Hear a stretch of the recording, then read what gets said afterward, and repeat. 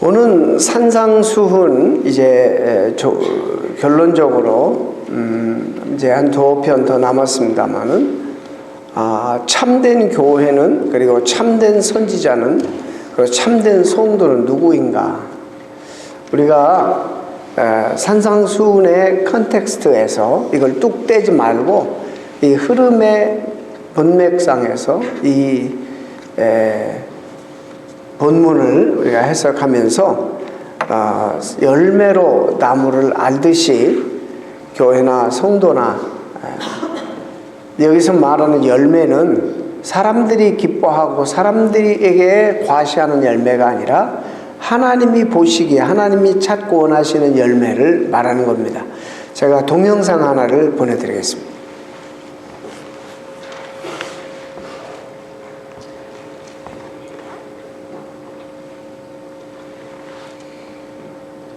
(14만 4천 명만) 구원받는다는 신천지입니다.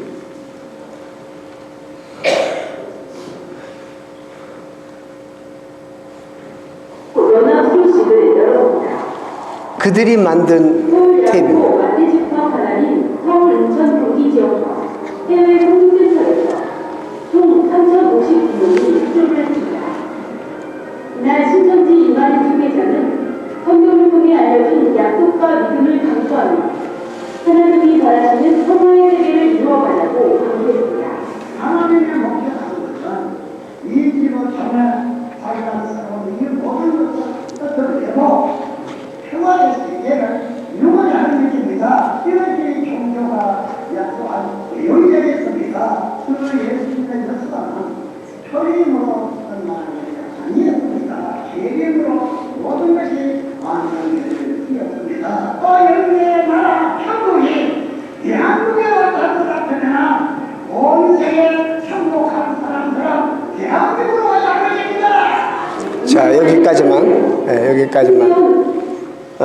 수료식을 하는 여기까지만 하겠습니다. 우리 대한민국에서 한 살이기 때문에 우리는 전부 다 지옥 갑니다.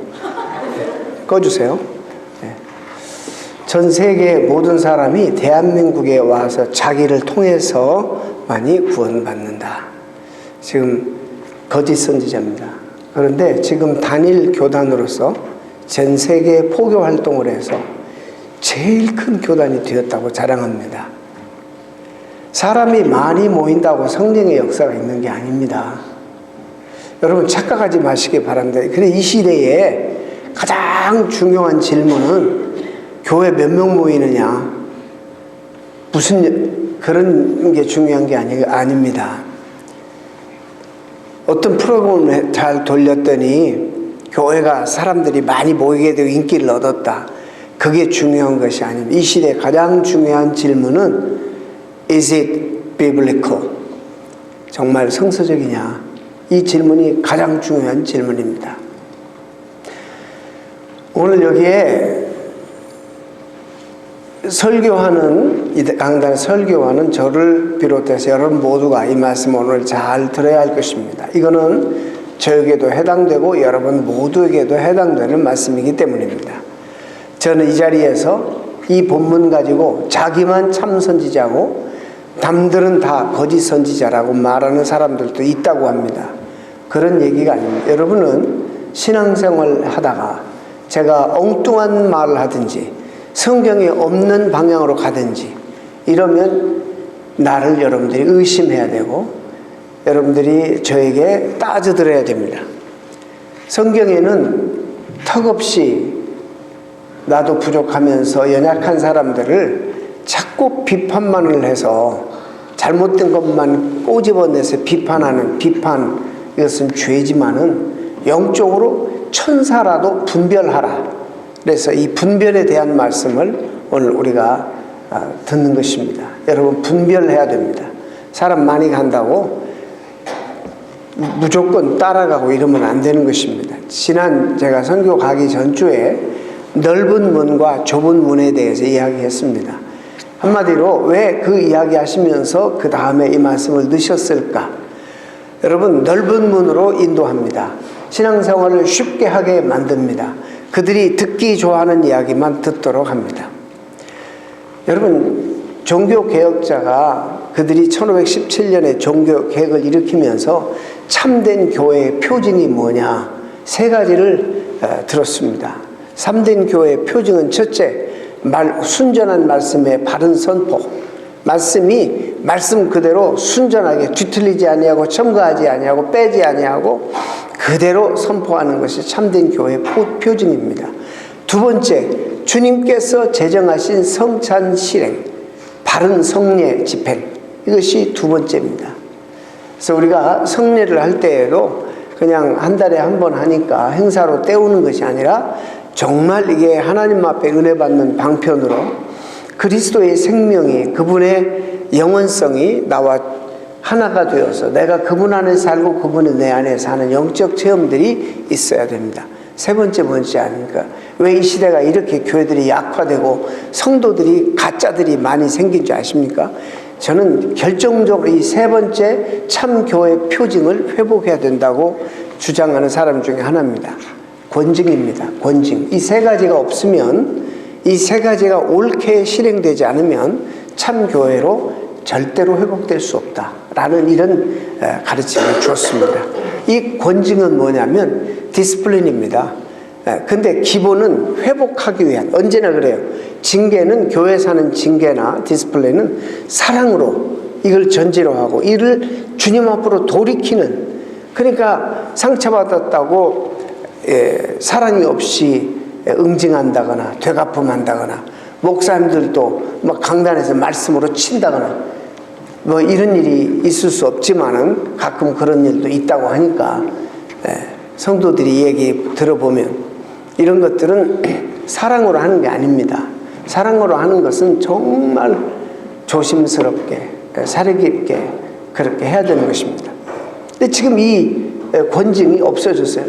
조금만 싫은 소리 하면 말 한마디도 못해요. 말 한마디 하면 그 다음날 교회 안 나와. 상처를 받았어요. 교회가 여기밖에 없어? 누가 뭐 이런 소리 듣고 이런 교회를 나가? 상처를 받아요. 그리고 막 옮겨 다니고, 제가 목회 처음 시작할 때에 제가 이 교회 협의회에서 이야기를 했어요. 이민교회가 서로 교인들끼리 이동하는 걸 막기 위해서는 우리가 권징이 회복돼야 된다. 여기서 교회를 어지럽히고 힘들게 하고 분란을 일으키고 온갖 루머를 다 만들고 그런 사람들이 다른 교회 가면 안 받아줘야 되는 거예요. 왜 왔는지 확인해야 되는 거예요. 그런데 그런 것 없어요. 제가 30년 목회하면서 그 이적 증명서를 가지고 온 사람 한 사람 제가 받았어요. 어느 교회 소속이고 목사님 추천서와 그 다음에 그 교회 멤버십을 가지고 저희 교회 등록을 신청한 두 사람입니다. 조지 밴더와이까지 두 사람. 한국 사람은 딱 한 사람이었습니다. 초창기에. 여러분, 이게 지금 완전히 한국교회 상실되었다는 거예요. 그럼 이것을 결론적으로 말하면 참 조심스러운 얘기지만은 그 종교 개혁자들이 말한 대로 그 말들을 근거로 한다면 오늘날 모든 교회는 참교회성을 상실해버리고 있는 것입니다. 쉽게 말해서 자녀를 기르는데 사랑스럽죠. 근데 이 자녀가 온갖 버릇없는 짓을 다 하고 남의 것을 자꾸 훔치고 거짓말을 밥 먹듯이 하고 그 다음에 이 형제들끼리 있는 형제를 뭐 사랑 없이 그렇게 두들겨 패고 싸우고 이런 소유자라면 여러분 어떻게 하시겠습니까? 그 아이를 어떻게 해야 되는 것이 그 아이를 사랑하는 겁니까? 그 아이에게 디스플레이를 해야 되는 거예요. 그러니까 이민교회는 특별히 이게 할 수 없는 게 한국교회도 마찬가지지만 초창기에 와서 그 이민 삶에 정착하기 위해서 애를 베비시팅 맡기고 참 내 품에서 돌보고 꿈 같은 이야기를 가지고 생각을 가지고 미국에 왔는데 현실 와보니 정착이 안 되고 둘이 부부가 나가서 벌지 않으면 이 비싼 빌들을 다 못 낼 것 같으니까 잘 알만한 사람, 믿을만한 사람을 베비시팅 맡기고 그리고 하루 종일 저희도 학교 다닐 때 그 베이비시터 해봤지만은 그 아이가 떨어지지 않으려고 하는 그 몸부림, 정말 우리가 그 아이를 받는 입장에서도 너무 최선을 다해서 하는데도 고통스러운 거예요. 그 부모가 모르겠어요? 그런 아이를 이렇게 떨어뜨리고 직장에 가야 되는 그 엄마 아빠의 마음이 발길이 떨어지겠어요? 그렇게 되면 이제 부모들은 벌써 아이들에게 너무 빚을 지고 아이들에게 너무 죄인인 거라. 그래가지고 아이들이 해달라고 하는 것들 전부 보상을 하는데 그걸 뭘로 하냐면 돈으로 하는 거예요. 사달라는 거 다 사주는 거예요. 해보고 싶은 거 다 해는 거예요. 이렇게 되면 결과가 아이들은 엄청 스포일 돼가지고 이제 그런 구조로 이렇게 이민교회를 시작해보니까 가고 있는 거예요. 그래서 제가 30년 전에도 이 얘기 했습니다. 우리 아이들이 여러분은 모르겠지만 가장 크게 앞으로 결정적으로 겪게 되는 질병이 있는데 그건 정신과 관계되는 정신질환, 우울증이고 정신병일 것입니다. 제가 얘기했어요. 저는 예언자가 아닌데도 그거 이게 보이더라고요. 이렇게 가면. 우리는 다 이민 온 사람들은 죄송하게도 정말 한국에 계신 부모님들에게도 죄인들이고 우리 자녀들에게도 참 큰 빚을 많이 졌다라는 부담이 있어요. 쉽게 말해서 팔자가 좋아야지 집에서 애들을 키우고 있지 팔자가 좋지 않으면 다 나가서 일을 해야 되는 그런 상황 아닙니까? 그러다 보니까 아이들을 원치 않게 그렇게 베비신 맡기고 이 심한 표현으로 방치하고 그러다 보면 무엇으로 이 아이들에 대한 죄책감이나 미안함을 컴펜세이트 하냐면 그게 다 돈으로 하는 거예요. 그래서 사달라는 거 다 사주고 하고 싶은 거 다 들어주고 몸이 부러져도 애들이 놀고 가고 가자 그러면 막 가고 이렇게 하는 거예요. 여러분 이게 오늘날 교회도 그렇습니다. 교인들이 자꾸 옮겨. 교인 하나하나가 얼마나 소중합니까? 근데 별일도 이기도 아닌데도 상처 입고 그냥 너무 연약해가지고 그래가지고 이 교회 저 교회 전전하고 이러는 거예요. 근데 그러면 또 교인들이랑 목회자들은 당연히 이 교인들을 이게 잘 섬기고 달래고 듣기 좋아하는 얘기를 할 수밖에 없는 거예요. 잘한다. 그렇게 하다 보니까 교회는 약화되고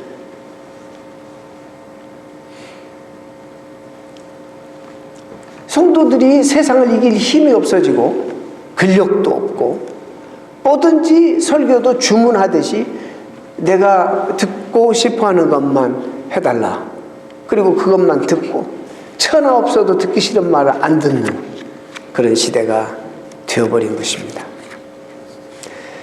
그래서 그 우리 교단에서 신앙 고백으로 채택한 벨직 신앙 고백서 29장에는 참교회 특징을 얘기하면서 참교회임을 알 수 있는 몇 가지 사실은 아까 말씀드린 것처럼 순수한 복음을 그리고 교리를 전파하는가, 그리스도에 의해서 세워진 성례가 순수하게 집행되는가, 그 다음에 말씀드렸죠. 권징이 있는가.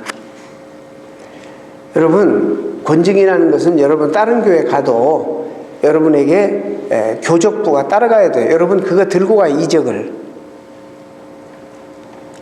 그걸 처음에 기록해다가 아무런 이민교회 의미가 없어. 이 교회만 교회입니까? 이러니까 아무런 의미가 없는 거예요. 이분이 이 교회에 이런 루머를 퍼뜨려서 성도들과 성도들의 이간질하고 교회를 파괴하고, 그러니까 이 사람은 거기다가 조심해야 될 대사입니다. 그렇게는 안 쓰더라도 이 사람은 신앙생활의 그 실력들을 써야 되는 거예요. 그래서 이걸 보내야 되는 거예요. 자기가 간다고 하면. 또 교회가 오면 어디서 오셨어요? 예, 어디서 왔습니다. 이분 그 멤버십을 위해서 이력서 주세요. 없는데요? 미국 교회는요, 이게 길장로님이 저희 교회에 있다가 장로님 너무너무 장로님 아쉽고 이러니까 돌아오세요 하고 제가 페이퍼를 안 써줬어. 거기에서 내 마음을 알기 때문에 재촉은 못하고 등록이 안 되는 거야. 등록이 미국 교회. 1년 반 만에 제가 페이퍼로 릴리스를 시켜드렸어요. 제가 못 돌아온다는 거 알면서도 너무 섭섭했나 봐요. 그래서 제가 신실하게 이력을 다 써서 그리고 보내서 그 교회 1년 반 만에 등록되었습니다. 우리 교회 훌륭한 장로님이. 근데 이런 게 없어요, 한국 교회는. 근데 지금 미국 교회도 그런 게 많이 없습니다. 이러니까 쉽게 말해서 버릇들이 너무너무 없어지는 거예요, 성도들이. 공동체를 귀하게 여기고 주님 핏값으로 주님의 몸으로 희생으로 세워진 이 교회를 어떻게든지 우리 힘써서 우리 희생을 통해서 정말 유익하게 지켜야 되겠다라는 생각들이 많이 없어요. 그래가지고는 그런 어려움들이 있어서 이런 페이퍼들이 따라다녀야 되는데 안 따라다니니까 문제만 있으면 어느 교회 가서 숨고 그러지 않습니까? 뭔가를 이렇게 어려움을 극복해내는 힘도 좀 있어야 됩니다. 물론 결정적으로 제가 한 가지 단서, 영적으로 여러분 다 그렇게 핑계 대겠지만 도대체 은혜가 안 되고 영적으로 이거 하나님 말씀이 선포가 안 이루어지고 정말 그리스도가 제정한 대로 성례가 집행이 안 되고 정말 그러면 여러분은 옮길 수 있어요. 그건 여러분 영혼에 관계되는 거니까. 그 다음에 그리스도보다 사람에게 더 의존하는 교회가 참교회가 아니다. 그렇게 고백서에서 나와 있어요. 잘 보세요. 오늘날 교회들이 주님은 안 보이니까 주님에게 의존해야 되는데 안 보이니까 사람에게 의존하잖아요. 이만큼 우리가 디스턴스가 있는 거예요. 그들의 가르침과. 이거는 초대교회 때부터 하나님께서 주신, 주님이 주신 명령이에요. 근데 이것이 흐트러져서 종교개혁자들이 다시 개혁하면서 뭐가 흐트러졌느냐, 다시 총정리하면서 하나님이 세우신 거룩한 종들이 다시 잃어버렸던 가장 참 교회 표징을 세계를 회복한 거예요. 그런 의미에서 우리 한국교회가 다시 개혁이 일어나야 된다는 말을 하는 겁니다. 오늘날 참 저렇게 짝퉁이 더 판을, 여러분 보세요. 저 수료생들 저게 1년에 한 번씩 하는지, 우리는 전도 안 하고 별로 그러는데 기가 막 추수꾼들이라고 하면서 하여튼 전도를 얼마나 하는지 보통 3-4천 명씩 이렇게 수료식을 해요. 뭘 또 교리를 가르치고, 일단 우리로 말하면 새신자 교육을 가르쳐서 그걸 하는데, 이제는 요구가 난 처음에는 지금 많이 떼벗었어요. 시골 농촌도 그런 시골 농촌 노인이 아닌 어떤 한 분이 나와가지고 말도 너무 어눌하게 하는데, 한국 사람들은 신비스러운 걸 좋아해요. 남이 말하지 않는 걸 자꾸 말하면 좋아해요.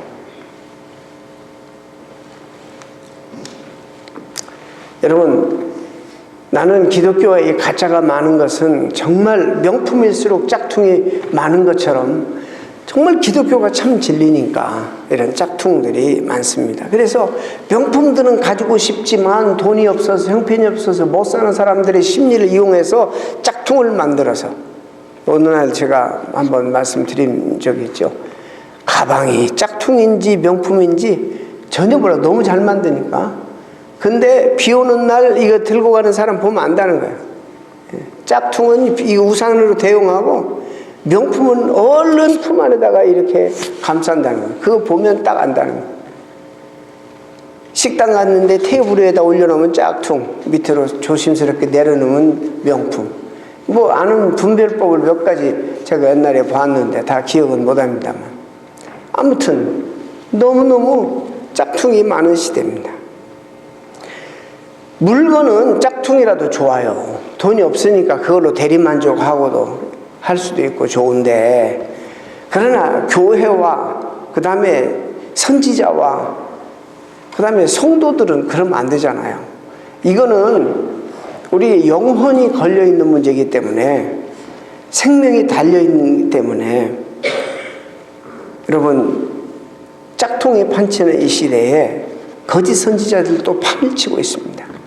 근데 주님이 그 당시에 거짓 선지자도 있었고, 또 예수님 돌아가신 다음에도 신약시대에 거짓 선지자들이 많았고, 교회에도 많이 있을 것을 주님이 이미 예상하셨어요. 거짓 선지자를 삼가라, 잘 잘 분별해서 삼가라. 주님 그렇게 말씀합니다. 중요한 그런 가르침이죠. 말씀드렸지만 비판은 우리가 금해야 되지만은 그러나 광명한 천사라도 우리가 하나님의 말씀에 관한 한 분별을 해야 돼요. 선지자는 누구입니까? 잘 들으세요. 선지자가 누구예요? 오늘날 지도자, 목회자가 누굽니까? 하나님의 뜻을 당신의 백성들에게 전달하는 사람이 구약의 그런 선지자들이었어요. 그래서 자기 말 전하면 돌로 맞아 죽습니다. 하나님이 말씀하셨습니다. 분명한 확신을 가지고 하나님 말씀을 전해야 됩니다. 그런 선지자의 정신을 오늘날 목회자들이 물려받은 것입니다. 그러므로 너희는 이렇게 살아야 된다라고 선지자들이 구약에 선포했습니다. 그런데 주님께서는 하나님의 뜻을 엉터리로 분별하고 엉터리로 가르쳐서 오히려 순진한 양들을, 성도들을 멸망의 길로 인도하는 거짓 선지자들이 적지 않게 있다는 것이죠. 오늘날도 이단뿐만 아니라 사실 그 기성 건전한 교회 안에서도 가르침이 이게 보더라인에서는 이게 정말 성경적이 아닌 그런 분들이 너무 많습니다. 그렇기 때문에 정신을 바짝 차리고 여러분 분간할 수 있어야 돼요. 예수님은 이스라엘 공동체를 혼란으로 몰아넣었던 구약시대의 거짓 선지자들의 악영향을 너무나도 잘 알고 있었기 때문입니다. 근데 예수님 당시에 그 바로 제일 성도들이 우러러보고 본받기를 원하고 그들의 삶을 따르기를 원하는 당시의 서기관, 바리새인들, 종교 지도자들이 이건 엉터리들인 거야. 구약의 바로 거짓 선지자들인 거예요.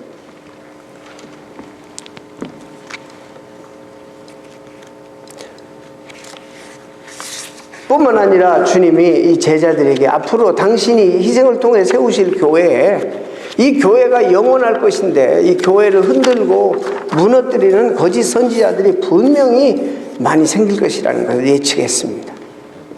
근데 이것을 우리가 분별하고 삼가해야 되는데 쉽지가 않아요. 내가 거짓 선지자다 써붙이고 다니면 누가 저렇게 따라가겠어요?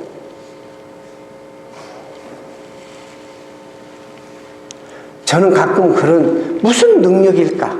무슨 힘이 저기 있을까? 물론 결론적으로 말하면 이건 미혹의 영이고 사탄의 영이 강력하게 역사합니다. 그러니까 사람들이 많이 모인다. 뭔가 역사가 일어난다. 하나님의 역사가 아닐 수 있다는 것을 여러분 잘 아시고 열매가 하나님이 기뻐하시는 열매가 아닐 수 있다는 것들도 여러분은 염두에 둬야 되는 것입니다. 철저하게 참 선지자인 것처럼 위장하고 다가옵니다. 본문에 양의 옷을 입고 너에게 나오나 속에는 노략질하는 일이라 그랬습니다. 걸핏 보면 누구보다도 능력이 남들 말하지 않는 것을 얘기하고 말이죠. 궁금했던 그런 것들이 확 풀려요. 그동안 성경 읽다가 해결이 안 되는 부분이 있었는데 쪽집게 화해하듯이 말이죠. 쏙쏙 뽑아내서 그 앤서를 주는 거예요. 혹하는 거죠. 성경을 아예 모르면 잘 넘어가지도 않아. 조금 아는 사람들이 넘어가요. 어설프게 아는 사람들. 외관상 성경적인 경건을 보여주기 때문에 참 선지자와 구별이 어렵습니다. 양의 탈을 쓰고 다가옵니다. 본색을 결코 드러내지 않습니다. 구약 배경과 산상수훈 내용의 흐름을 통해서 오늘 이 말씀을 해석해 보면 잘 들으세요. 그들은 좁은 문, 좁은 길을 통해서 생명에 이르는 것을 가르치지 않습니다. 성경에는 명백하게 좁은 문, 그러나 이것이 협잡하지만 생명의 길이다. 이렇게 말씀하시는데도 너무너무 쉽게만 이야기해요. 도리어 넓은 문, 넓은 길을 가르칩니다. 평강이 없는데도 늘 평강하다 외칩니다. 에레미야 선지자, 에스겔서 선지자들 보게 되면 구약 백성들이 그랬어요. 에레미야는요 정말 하나님 앞에 부름 받고 선지자로서 어떤 면에서 한 사람에게도 인기를 얻지 못했어요. 그래서 늘 울고 다녔어요. 자기 말을 들어줘야지. 하나님이 주신 말씀을 전했는데 한 사람도 그의 말에 귀를 안 기울여요. 하나님 이런 방법을 쓰세요. 참고 참습니다. 회개를 촉구하십니다. 누구를 통해서? 선지자들을 보내서 막 하나님이 우리의 언어로 회개를 촉구해요. 우상을 버리고 돌아오라고, 되돌아오라고. 그런데 거들떠보지 않습니다. 막 그런데 거짓 선지자들이 또 나타나서 뭐라 하냐면, 그건 아니다. 지금 얼마나, 우리는 아니다. 우리는 택한 백성이다. 저 이방인들은 몰라도 어떻게 사랑의 하나님이 우리를 심판하냐? 그럴 수 없다. 그건 우리를 향한 말씀이 아니다. 시대에 뒤떨어진 말이다. 지금 어느 시대냐 말이지. 저런 얘기하면 누가 듣겠느냐? 누가 따라오겠느냐? 그런 얘기 요즘 많이 하죠. 여러분 한번 여러분이 정직하게 여러분 스스로에게 물어야 돼요. 하나님께서 말씀하시라고 한 그대로 에레미야는 백성들에게 전파했어요. 백성들의 죄를 지적하고 그 다음에 회개를 촉구했어요. 누가 좋아해요? 우리가 지금 하나님께 멀어지고 있다고 말하면 누가 좋아해요? 오늘날 우리가 지금 뭐에 길들여져 있냐면 잘한다. 우리 아이들이 디스플린이 없고 너는 너무너무 이 인문주의밖에 없는 거예요. 여기에 하나님이 없어요. 저는 어느 정도 정말 그 부분이 사람의 사람됨, 왜? 주님이 형상대로 지음받기 때문에 너무 존귀하고 정말 이런 것도 강조해야 되는 것은 맞아요. 그러나 동시에 하나님 말씀을 의도적으로 신약만 하고 의도적으로 구약은 설교하지 않는다든지 의도적으로 하나님이 이 본문이 이 말씀이 아닌데 책망하는 말씀이니까 그걸 빼버리고 다른 걸로 넘어가서 그냥 뒤틀리게 말씀을 전한다든지. 에레미야 6장에 보면 그들이 내 백성의 상처를 심상히, 다시 말해서 대수롭게 여기지 않았다. 그래가지고는 이 거짓 선지자들이 그 백성들이 주님 떠나서 평강이 없고 마음에, 그리고 너무나도 잘못 살고 있는데 잘한다 이렇게만 말한다는 거예요. 그들이 내 백성의 상처를 심상히 고쳐주며 말하기를 평강하다 하나 평강이 없도다. 에스겔 13장에도 그래요. 그들이 내 백성을 유혹하여 평강이 없으나 평강이 있다 함이라. 없지만은 있다고 그런다 자꾸. 하나님의 심판과 진노에는 한마디도 하지 아니하고 그들은 오직 평강만을 역설했습니다. 하나님의 선택하신 백성이니까 만사가 형통할 것이다. 전쟁이 일어난다 할지라도 전쟁이, 하나님이 그들을 치시는 방법이 이방 나라들을 통해서 전쟁을 일으켜서 혼내주시잖아. 심판하세요. 참다 못하면 이방 주변 나라를 들어서 이스라엘을 치시게 하시는 거예요. 전쟁이 나더라도 하나님께서 우리에게 승리하게 하실 것이다. 얼마나 듣기 좋은 말이에요. 거짓 선지자들은 하나님 백성들이 하나님의 백성답게 살고 있는지 스스로 점검하도록 전혀 도전하지 아니하고 돕지 않고 있습니다.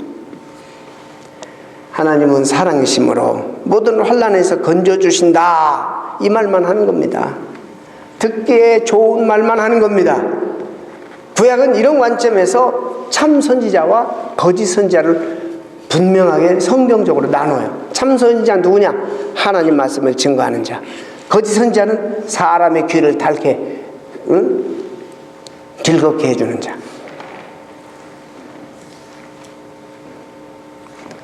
그들의 영향을 받은 백성들이 가증한 일을 행할 때 부끄러워하지 아니하였다. 조금도 부끄러워 아니할 뿐만 아니라 얼굴도 붉어지지 아니하였다. 이렇게 기록하고 있습니다. 그렇기 때문에 이렇게만 하게 되면 신앙이 우리에게 피상적인 신앙이 되어버리는 거예요. 저도 그래요. 저도 알아요. 여러분 자꾸 죄 지적하고 이러면 다 떠날 거예요. 어떤 분이 그러잖아요. 정말 말씀을 잘 전하고 잘 준비된 목회자가 개척을 했는데 미국 교회예요. 아니 5년도 안 됐는데 6,000명이 모였대요. 하여튼 그냥 스타가 돼버렸어요. 가지고 이 사람 지나가면 그림자만 해도 밟으려고 하고 난리가 났어요. 어느 날 조용히 기도하는 가운데 하나님이 야 이놈아 너 내 말을 좀 제발 전하라 그러시는 거예요. 그래서 자기가 그동안 설교한 내용을 쫙 봤더니 그야말로 그런 식으로만 사람 귀를 달콤하게 즐겁게 하는 설교만 했더라는 거예요. 비율적으로 현저하게. 그래서 선포를 했어요.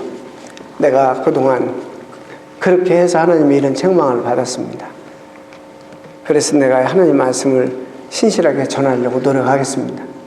2달 안에 그렇게 됐는데도 2,000명이 떠났다.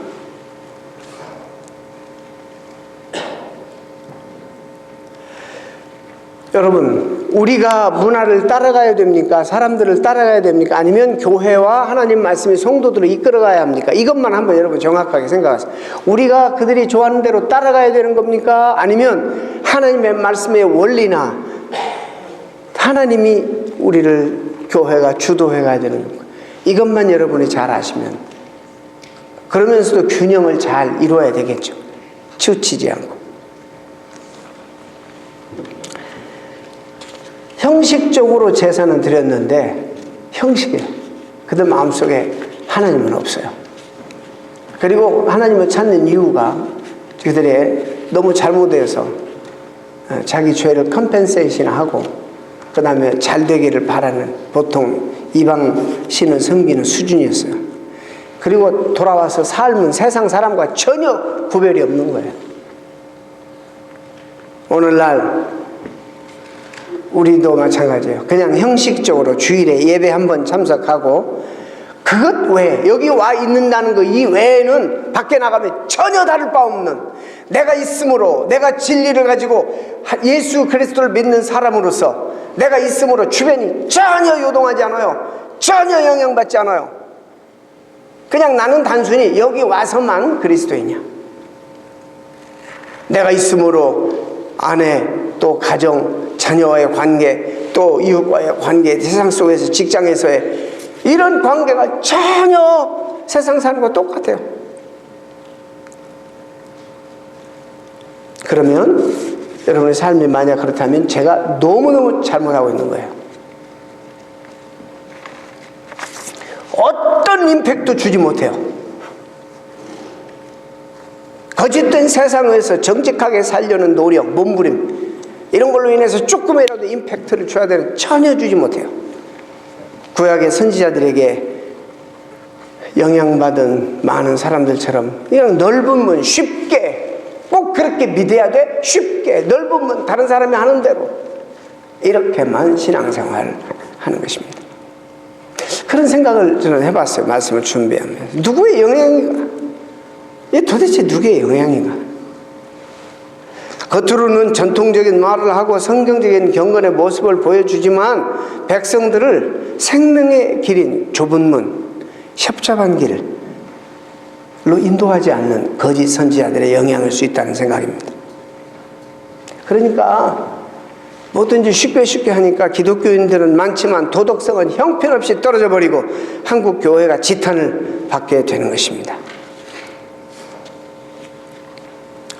우리가 받은 은혜는 물론 우리의 행위로 구원받는 거 아니잖아요. 저는 그리스도인 된, 제자 된 분들에게 말씀드리는 거예요. 구원받는 것은 아주 쉽게 하나님이 열어놓으셨어요.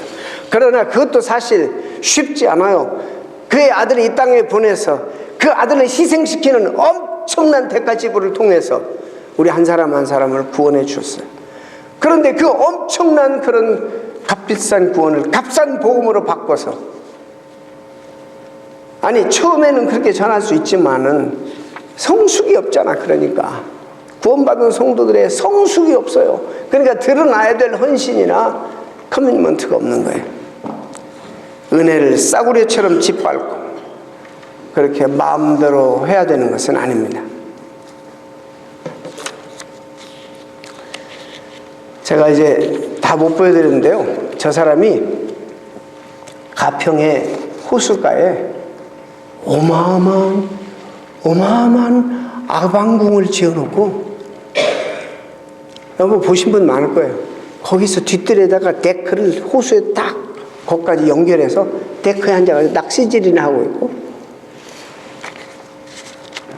열매로 알 수 있다. 저 정도 되면, 저 정도 폭로가 되고 알게 되면 정신 차려야 되잖아요. 근데 교회가, 가정들이 저 교회 때문에 얼마나 파탄이 나는지 몰라요. 그 아방궁 앞에 피켓 들고 내 딸 내놔라, 내 아들 돌려보내라. 수없이 많은 사람들이 그래도 안 돌려보내. 왜? 저들은 저 불쌍한 영혼들. 근데 제가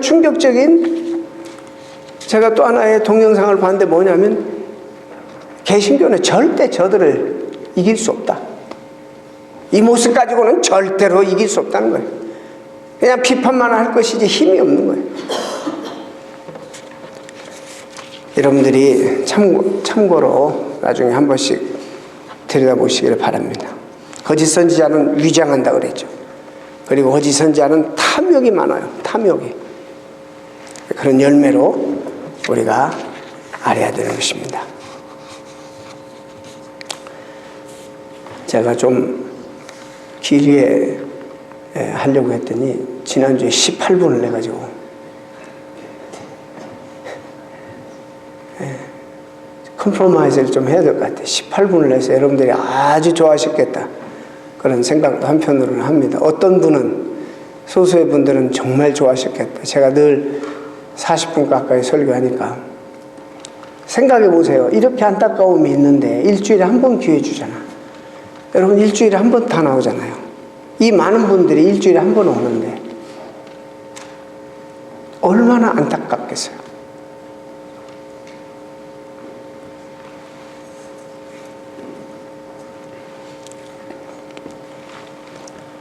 이제 저는 목회가 얼마 안 남았습니다만은 이런 분별력 여러분들이 다 길러져서 어디에 가서 무슨 말씀을 듣더라도 말씀이 아닌 것은 아닌 것입니다. 이 부분에 대해서 분별력이 있어야 돼요. 여러분들이 그런 영적, 지적 수준이 있어야 돼요.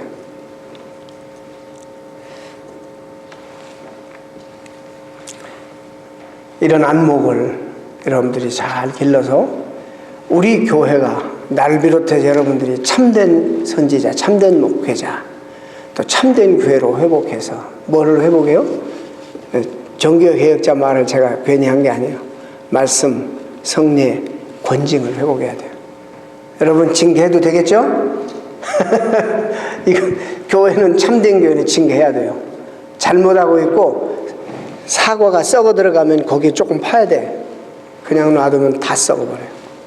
이런 의미를 여러분들이, 우리 교회가 실행을 당분간 않더라도, 이것이 참된 교회의 모습이다, 이런 생각을 여러분들이 꼭 좀 품으시고, 너무 중요한 건데 너무 몰라서 이 말씀 전하면서 여러분들에게 전합니다. 똑같습니다. 자녀를 키우는 방법이나 교회 지도자들이 성도들을 대하는 방법이 똑같은 것입니다. 언제나 좋을 수만 없는 걸, 잘못하면 징계도 해야 되는 것입니다. 그러나 그 안에는 언제나 사랑이 있습니다. 여러분의 아이들을 징계할 때 그냥 여러분 분풀이로 하는 부모가 없잖아요. 그건 부모 자격도 없잖아요. 사랑하기 때문에 하는 것처럼 교회도 그래야 됩니다. 여러분 주변에 잘못된 가르침들이 적지 않게 많습니다. 예수만 믿으면 만사형통, 예수만 믿으면 난 하나도 노력 안 해도 그냥 뭐든지 해결된다는 이런 복음은 잘못된 복음입니다. 주님은 또 다른 곳에 네가 나를 따르려면 핍박을 겸하여 받게 될 것이다, 이런 말씀 왜 말씀 안 해요? 예수 믿는다는 이유 때문에 겪어야 될 어려움도 있는 것입니다. 양보하고 손해봐야 될 어려움도 있는 것입니다.